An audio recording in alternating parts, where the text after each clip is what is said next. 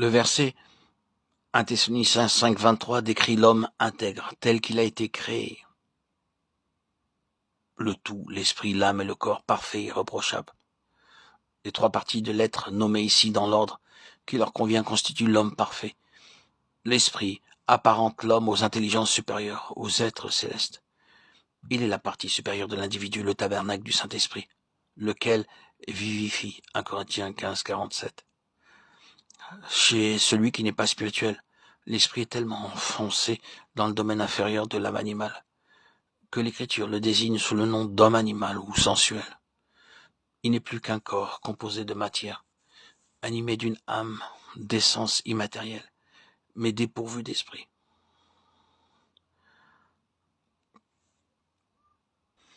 Dans 1 Corinthiens 2,14, l'homme est animal, littéralement, un homme avec l'âme animale, à l'inverse de l'homme spirituel. Il est conduit par l'âme animale, laquelle porte l'esprit, parce que celui-ci n'est pas habité par l'esprit de Dieu. Jude 19. Nous avons ici un parallèle entre le corps animal, c'est-à-dire dirigé par la nature inférieure animale, comprenant la pensée, le cœur déchu et séparé de Dieu, et le corps que vivifie l'esprit. 1 Corinthiens 15, 44, 46. L'homme charnel, celui que dominent les appétits physiques, et un esprit qui exalte le moi, est étroitement apparenté à l'homme animal. De même aussi le terrestre. Lorsque l'homme animal atteint la forme de développement la plus terrible, il devient alors diabolique, sous l'influence d'esprits mauvais. Jacques 3,15. Celui qui est spirituel, littéralement le spirituel, comme il est noté au verset 14 de 1 Corinthiens 2, l'article est un, et non le, un homme à l'âme animale. Le spirituel se distingue des autres hommes, en ceci que l'esprit règne en son esprit. Hélas, il n'en est pas toujours ainsi. Trop souvent, l'âme animale gouverne encore, même chez ceux qui sont régénérés et ont reçu le Saint-Esprit, parce qu'ils ne savent pas marcher selon l'Esprit. Tandis que chez celui qui n'est pas régénéré, le Saint-Esprit ne demeure pas dans l'Esprit. Celui-ci est donc inutilisé, oublié, étouffé.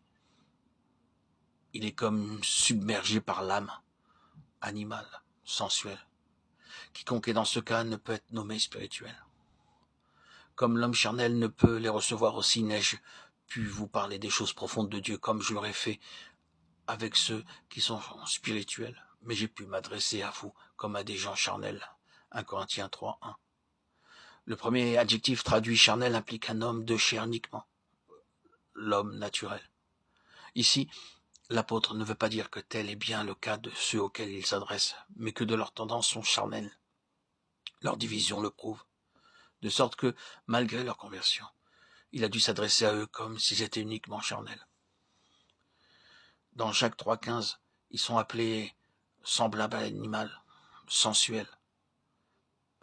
La sagesse de l'homme naturel d'origine diabolique l'est aussi dans son expression, dans ses caractéristiques, qui sont conformes à la source d'où elle émane.